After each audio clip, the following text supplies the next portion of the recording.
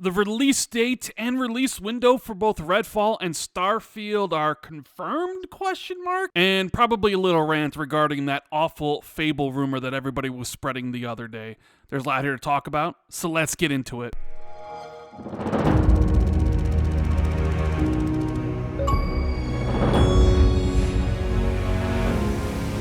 What is going on, everybody? This is Randall419, the man with the million, back again with another video. Hope everyone is having an amazing day. If you guys can do me a huge favor, make sure you hit the like button. Subscribe if you're new so we can hit 100K sometime this year. And please share this out on social media. I would greatly appreciate it very much.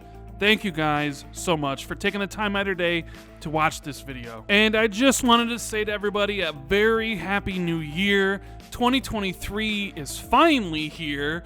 We're going to put 2022 in our rearview mirror, and if you're an Xbox fan, that's really a good thing because last year wasn't so good, but there's the potential, I think, which I've said repeatedly on the Xbox 2 multiple times, that 2023 could be one of the all-time great years for Xbox. When you take a look at everything that's coming out next year, from big third-party releases like Hogwarts Legacy, Star Wars Jedi Survivor, Resident Evil 4, Dead Space, Suicide Squad, Diablo 4, to smaller indie titles, and it might actually be Game Pass's best year ever. You're starting off the year with Persona 4, Persona 3, Monster Hunter Rise, Atomic Heart, Wolong Fallen Dynasty, not to mention Xbox might actually put out some first-party games this year. Big AAA first-party games that were sorely lacking in 2022, from Starfield to Redfall to Forza Motorsport, and who knows what the end of the year holds. Could we see Hellblade 2? So in this video, I wanted to talk about a couple things. One being the Fable rumor that was all over social media. Everybody and their mother, from PlayStation fans, Nintendo fans, and everybody else in the media, were sharing and dissecting this rumor that came from 4chan about how Fable was restarting development from scratch. And people shared it and shared it and shared it until insiders came out to debunk it. But we're going to talk a little bit later on about why it seems that negative stories about Xbox seem to trend when positive things about Xbox don't sometimes. But we're going to start off this video talking about release dates and release windows, because I know what everybody is thinking, because I'm thinking it myself. When the hell are Redfall and Starfield and Forza Motorsport, the games that Microsoft promised would come in the next 12 months at E3 this past year, when are those games releasing? And up until recently, it's just been guesswork. Maybe Redfall would come out in March before Starfield because, well, Redfall was supposed to come out before Starfield in 2022. Well, we've gotten some information that points to a solid, concrete release date, not only for Redfall, but for the release window of Starfield, which should make everybody incredibly happy. So just a few days ago, my buddy Jez Corden over at Windows Central put out a report saying that Xbox exclusive Redfall is targeting an early May 2023 launch date, and according to reports and our own sources, Xbox exclusive Redfall is gunning for the first week of May 2023.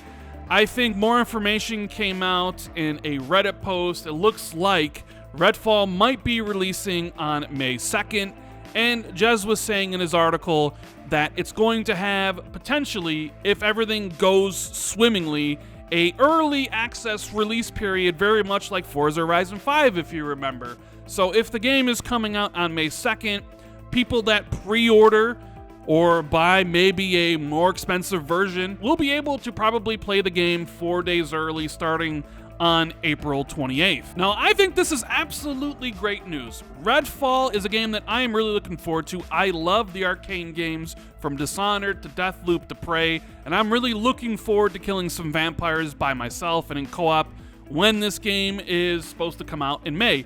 But because of this 6-week internal delay that people are talking about, now people are questioning, well, what does this mean for Starfield? Can Xbox actually release Redfall in May and still hold to their promise of releasing Starfield by the end of June? See, people have them tied together. It's like, if Redfall releases this month, then there's no way that Starfield can release in June. But there's a couple different ways you can look at it. We've seen that Microsoft has shown a willingness to release games on top of one another. If you go back to November of 2021, they released Forza Horizon 5, and then a week later, the free-to-play multiplayer of Halo Infinite came out. So I don't really think that Redfall being delayed a slight 6 weeks to May has any impact whatsoever on Starfield. Starfield's gonna come out when it's ready, and it looks like it's going to actually be ready when they said it would be. So if you head over to the help section of the Bethesda's website, they have the Starfield stuff up for Starfield support, and you can see all the different categories here about where can I find more information about Starfield and where do I go, blah, blah, blah. All these questions. But you can see the one in the right-hand corner that says, what is Starfield's release date? And yes, that is something that I'm very interested in knowing, and I'm sure everybody here is interested in knowing. So if you click on that link, it says that Starfield arrives exclusively on the Xbox Series X and S and PC in the first half of 2023. There you have it straight from their health page, which was updated literally 2 days ago. Once again, reconfirming that it's coming out in the first half of 2023. The question is when? Is it going to be June? Is it going to be May? Could it possibly be April? I don't think we have long to wait to find out. And I know everybody was upset with Xbox. Everybody was disappointed with how their first party didn't show up last year, including me. And then even was more disappointed that Xbox had nothing to show at the Game Awards, at over 100 million people watching. Everybody thought Xbox was gonna show something. They have all these games releasing in the first half of the year, and they were quiet.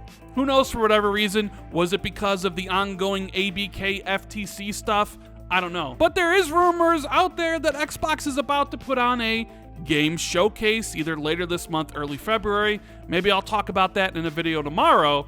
So the fact that you have the support page here updated to say it's coming the first half of the year, there's rumors that there's a showcase coming soon, I think it points to the fact that pre-orders are going to open up for Starfield really soon. They needed to get this help page up with these questions so they can change them with the correct information, because I think when Xbox puts on the showcase, pre-orders for these games will go up with the release dates and all that stuff. And honestly, how embarrassing would it be for Xbox and Bethesda to not only delay the game once, which I'm totally okay with. I'm totally okay with delays because it's going to make the game better.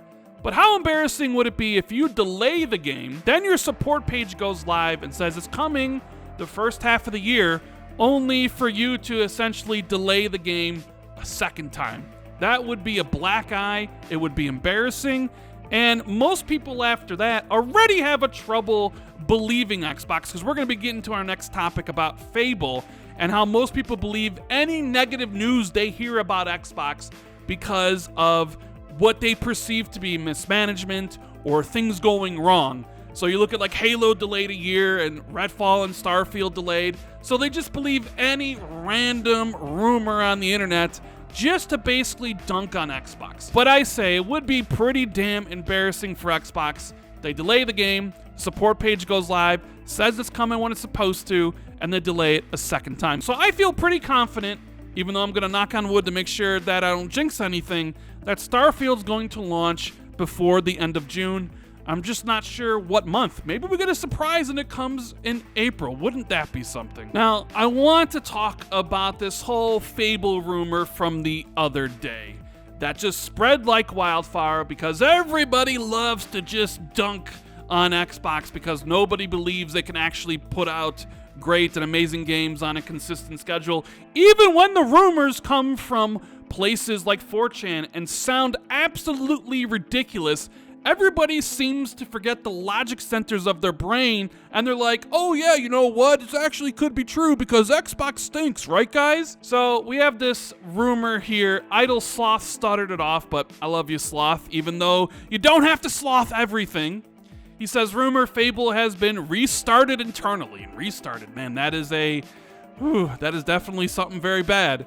The most current build of the new Fable was deemed unplayable by most of the team, and that they're basically starting from scratch in Unreal, and the old Forza Tech version will never see the light of day. The rumor went on to say that the Forza Tech version was about a quarter of the way done as of August of 2022, and that this new version of Fable 4 in Unreal Engine 5 is still very early, but the new target for release is Q4 of literally next year. So you had everybody talking about this, everybody spreading this rumor, everybody just being like, Xbox doesn't know what they're doing. See, I told you Phil Spencer and Matt Booty are the absolute worst. Believing a random rumor on 4chan that anybody could literally go and make up just because, well, everybody just loves making fun of Xbox. But I will point out, and you guys know this to be true, if this was a positive rumor about Fable, say it was a rumor basically stating that I've seen Fable being played and it's going to change RPGs forever, it looks incredible, nobody would be sharing that tweet outside of Xbox fans.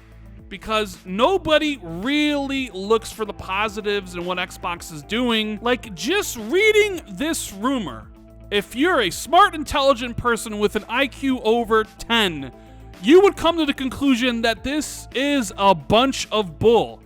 Here we have Fable, a game that we haven't seen since 2020. Now, I understand why people want information. Trust me, I want information of all the games that Microsoft revealed in 2020. But I'm not going to just jump to, oh my god, Fable doomed, because we haven't heard anything. But here you have something where it's like, hey, the build of this game's unplayable. Okay, maybe that could be potentially true, even though Matt Booty literally was interviewed 2 months ago and said that the game is coming along really damn well. And if it wasn't true and they were switching to a different engine, then that would make Matt Booty the biggest liar in the world, but I digress. So here you have Fable, which has been in development for quite some time. They're starting over because the game's unplayable, right? So you're moving everything over to Unreal Engine 5, but even still, a game that was only a quarter of the way done. So it wasn't like it was close to being finished, it was just a quarter of the way done as of 2022. So now they're getting rid of this version, they're moving over to a new version, and somehow the game's gonna be complete and ready for release next year.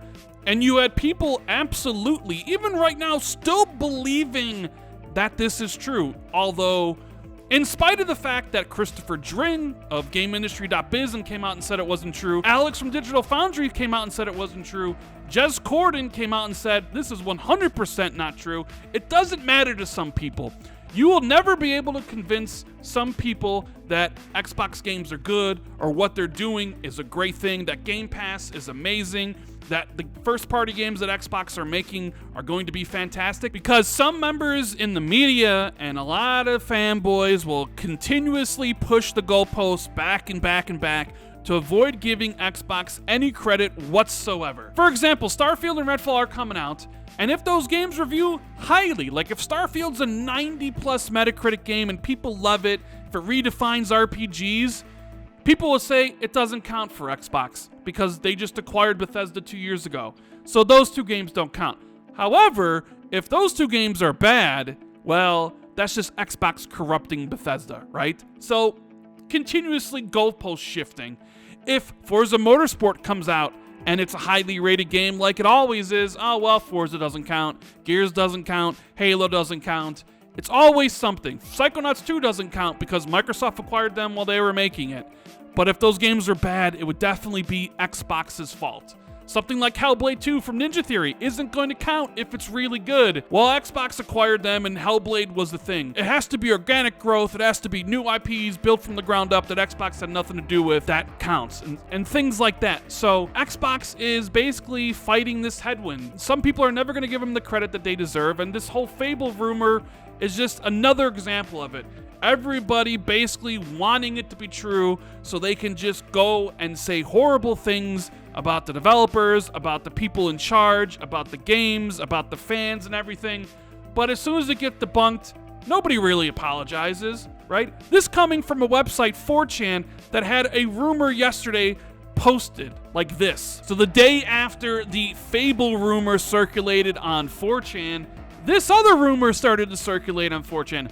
Granted, I didn't see anybody spreading this one because it's utterly ridiculous and people actually engaged their brain to think about it logically, but this one said Xbox done. That Xbox is shutting down mid-January. That, hey, I have more bad news for all the Xbox fans out there. The company is shutting down Xbox for failing to meet targets and produce adequate profit for the company. That the CEO is unhappy with the results of Game Pass and it being able to not reach the targets and the lack of profit being made. That the division is being liquidated. Studios are going to be sold off to the likes of EA and Take-Two, but others like 343 will be completely shut down. Bethesda will be sold off. Phil Spencer is retiring at the end of the month, and other employees will be getting new roles, right, within Microsoft. So this is a website that literally anybody can make anything. And granted, this rumor didn't take off because, well, it's obviously complete bullshit, but a rumor about Fable, a rumor that basically stated that the game's restarting development, it's a quarter of the way done, they're switching to a new engine, but it's still going to be out next year.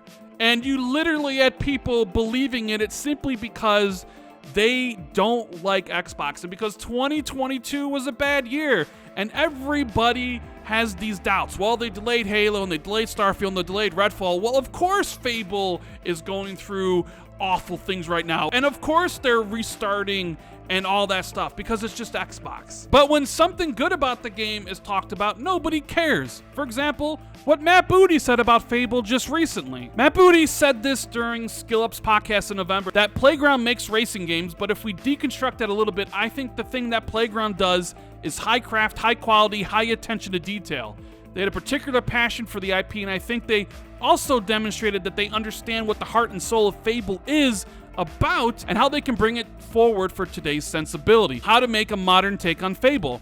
There's stuff I wish I could share and show because some of the things I've seen are just so encouraging. There's a danger sometimes that you don't want to have the RPG team go make a racing game or vice versa. You don't want the shooter team to make a kid's building block game. You can get in trouble there. But Playground has a great technology base, they got a passion for the IP, and they just got such a demonstrated commitment to craft and quality. During some of the first reviews, I shared a little skepticism that, look, I feel like we're kind of going on a limb here, but they've since put that to rest. I'm excited for everybody to see it. But you really didn't see this quote and what Matt was talking about with Playground and Fable shared often or at all because, well, it paints a positive picture of Playground, a positive picture of the engine that they're using, and a positive picture of the game in general, even though I don't think it's coming until 2025. A little whiff of some bad news that is clearly made up crap? Well, everybody jumps all over it because everybody just loves to just make fun of Xbox constantly. Well, this video is kind of getting long, so I figured I end it here, and I want to thank everybody for sticking with me. Another year is coming, and I think it's going to be a fantastic one, not only for me personally, but for the channel and the Xbox 2 podcast, but also gaming in general, and Xbox in particular. I think it's going to be an amazing year, and hopefully you guys will be with me, and we can hit 100,000 subscribers and maybe start doing some on-camera work. But if you enjoyed this video, make sure you hit that like button, subscribe if you're new, share this out on social media, check out the Patreon for more content, and you know what? I'll see you in the next video. Later, guys.